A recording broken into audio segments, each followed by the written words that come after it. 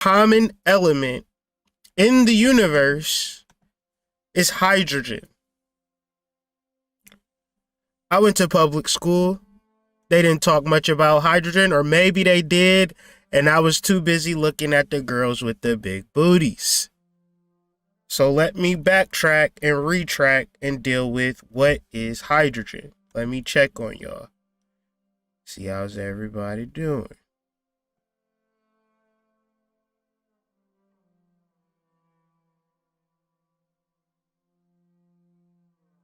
All right. Thank y'all for joining me. This Learn Sidereal exclusive, being one with the universe. Why is hydrogen the most common element in the universe? For one, we need to go back to the Big Bang, because before the Big Bang, it is said that the universe existed at the size of a proton, size of a sugar cube, the whole entire universe. And then the Big Bang happened, and the universe just constantly expanded and expanded and expanded and expanded. And this is what we call time, the expansion of the universe from an initial point, which is called the Big Bang. I just be wanting to make sure y'all can hear me. So hydrogen, the interesting thing about hydrogen, it just has one proton and one electron. The only element that it doesn't have is a neutron, right? So it's very small. It's very, you can't really find it, but yet it's the simplest element in the universe, but it's also the most abundant element of the universe. And if you're wondering why I'm talking about hydrogen, it is because in your body, there is hydrogen. In the world, like the earth, there isn't a lot of hydrogen. Meaning that the human being holds hydrogen, but the earth doesn't. Because you are a universe, but to actually empower your universe, you need to imbue yourself, immerse yourself in hydrogen and also energy. So then you can begin to understand who you are. But we throw these words out so freely: energy, boss energy, big Capricorn energy. If you really sat and thought about what energy is in reference to you in your life, in reference to hydrogen, then you wouldn't just be saying it, you would be actually sending it out. You would actually be building it up. Okay? In stars, hydrogen atoms fuse to create helium, which is the second most common element in the universe. Helium has 2 protons, 2 neutrons, and 2 electrons. Together, helium and hydrogen make up 99% of matter in the known universe. So the whole universe is made up of helium, but mainly hydrogen. Hydrogen is 10 times more than helium in the universe. Oxygen, the air that we breathe, is the third most common element, but it is 1,000 times less abundant than hydrogen. When you look at the periodic table, the first number that you see is 1, and the first element that they talk about is hydrogen. Hydrogen is the first element. It is the most important element, but you can't see it. Think about it.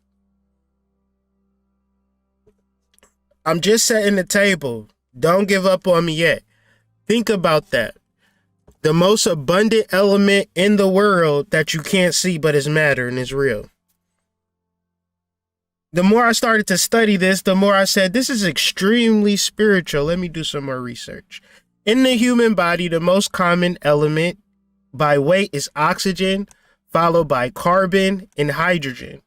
Hydrogen has a key number of roles in the human body. See, hydrogen bonds and helps give DNA its signature twist, and it helps the stomach and other organs maintain correct pH balance based upon how acidic or how basic your human biome is. Your body naturally will send more hydrogen to energies that are too basic or have too much acid. Amazing stuff. However, hydrogen can also be dangerous. You ever heard of an H bomb or an atomic bomb, right? A bomb that just spreads and ruins everything. Well, these were hydrogen bombs, right? So hydrogen, like atomic bomb, use a combination of nuclear fusion and fission reactions to cause destruction, and both release radiation and mechanical shock waves when detonated. So you add the proper ignition, you add the proper amount of heat and the proper amount of force, it begins to do a domino effect of energy that begins to intensify and pulls energy from the earth and causes destruction on top of destruction. That's how those hydrogen bombs work. But see, like energy, it can be used for good and it can also be used for bad. See, you don't have to think of it as a bomb or destructive. You could also think of it as healing and life-changing. Okay?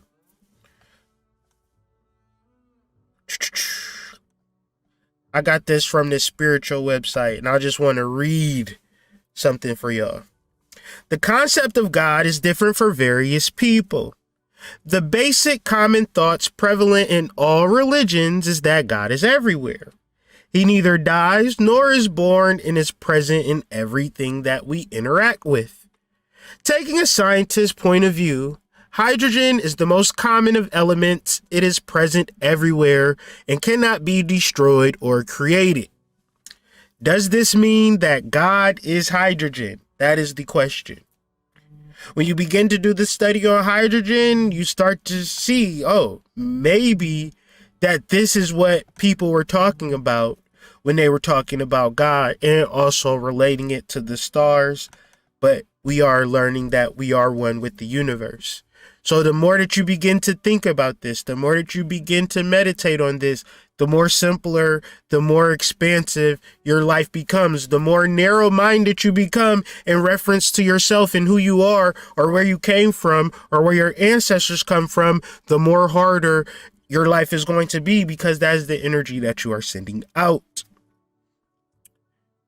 So this little slide sheet is in reference to two men, Henry Cavendish and a man by Lavoisier.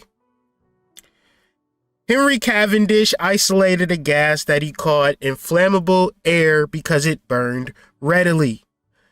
Priestley noticed that when inflammable air and common air, oxygen, were ignited with a spark in a closed vessel, a small amount of dew formed in the glass walls.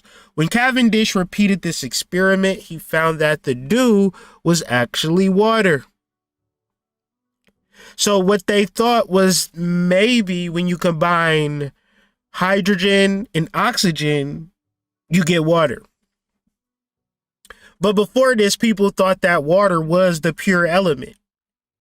But water is actually a combination of hydrogen and two atoms of oxygen, or two compositions of the element of oxygen. When you put those together, you have water. So hydrogen and water are not the same. Hydrogen is a more purer form of water that takes up no space, but it is needed for the actual water that, is all over our planet. Our planet is 70% water and our bodies is 70% water, but without hydrogen, we don't have any water. Without hydrogen, you don't have life. Without water, you don't have life. For Lavoisier, combustion meant combining with oxygen. However, until he could explain that combustion of inflammable air, some would still doubt of this new chemistry. In June 17 of 83, Lavoisier reacted oxygen with inflammable air. This is what they called hydrogen before it was called hydrogen, inflammable air. Now, there was a couple of lectures where I was explaining fire for some reason, and I said we're walking around in fire. We just don't know it. We just don't realize it.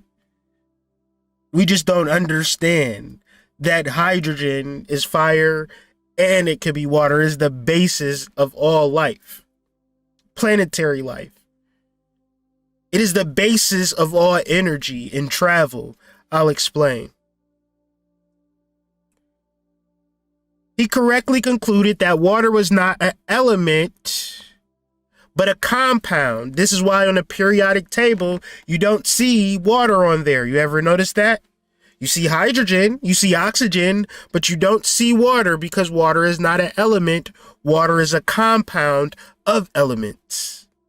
Quite fascinating stuff if you really start to think about this invisible energy that is pervading everything, that is ubiquitous throughout our whole entire existence. And because we can't see it, because we can't perceive it, we don't give a fuck about it. That shit to me is just like a mind-blowing thing.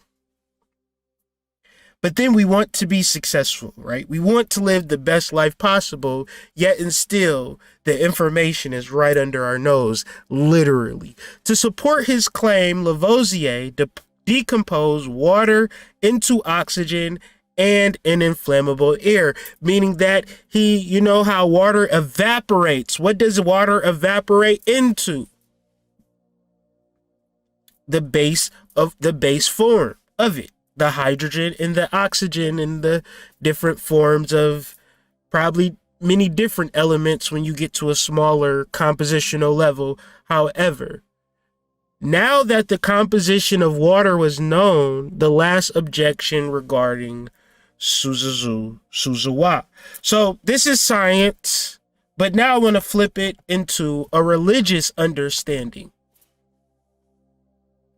See, in the Bible, chapter 12, verse 29 of the book of Hebrews, it is stated that our God is an all-consuming, destructive fire. Wait a second. We just had shown you that hydrogen can be incredibly destructive. The fission and fusion reactions cause destruction. So in the Bible, when it says that our God is a consuming fire, there are some translations of this text that don't say consuming. They say for our God is a destructive fire, right? Now I have the question for y'all one more time. Does this mean that God is hydrogen? Even deeper, it is stated by Victor Frederick Weisskopf, to understand hydrogen, not to see it or to read the book about it, but to understand hydrogen is to understand all physics. What is physics, you may ask, because you went to public school and you don't know what physics is. You hear about it. You hear physics all the time, but what is physics? Physics is natural life. Wait a second. Natural life, all organism life, plant life, eat the plant, live, feed your kids plant is due to hydrogen, physics, life. All of these things are necessary for us to understand. But if we look at these things at face value, maybe I'm the only one that did that. Maybe y'all know all of this shit already because y'all went to private school. I don't know. But let's get down deeper. And I'm relating this to astrology because we're talking about the universe. So the universe is 99% hydrogen. Even though the body is not 99% hydrogen, it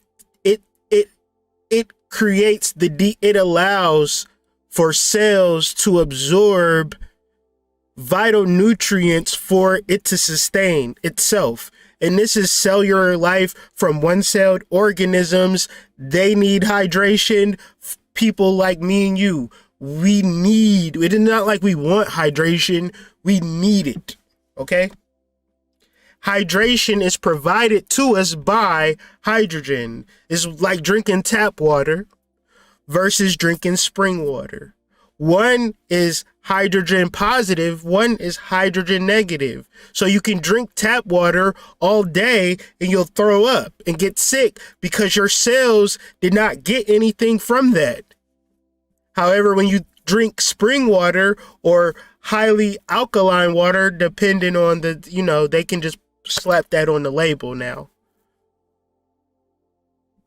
But high quality water goes straight to the cells. And we'll talk about it in our next slide.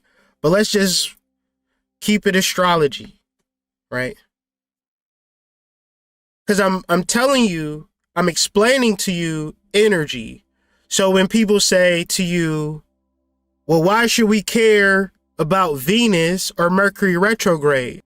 Well, these planets are sending energy, and energy has to be received, or else it'll just keep on going and going and going and going and going until it's received. That's how it works. You ever heard of the concept, I'm receiving a download? How do you receive a download? By keeping your mind open. The problem is that people are too smart to learn. That's irony. Because you can learn information based upon trying to reach a goal, like, say, for instance, a degree or to get an A. But sometimes you got to sit and learn to actually want to learn and apply it and put it on and wear it. So certain scientific knowledge, most human beings don't read about it because they have no incentive to read about it. What I'm trying to do is provide you an incentive to begin to understand why it is important to study astronomy, astrology, physics, and all of these things that exist, because once you start to understand how the world works at a molecular level, you'll be able to master that at a molecular level.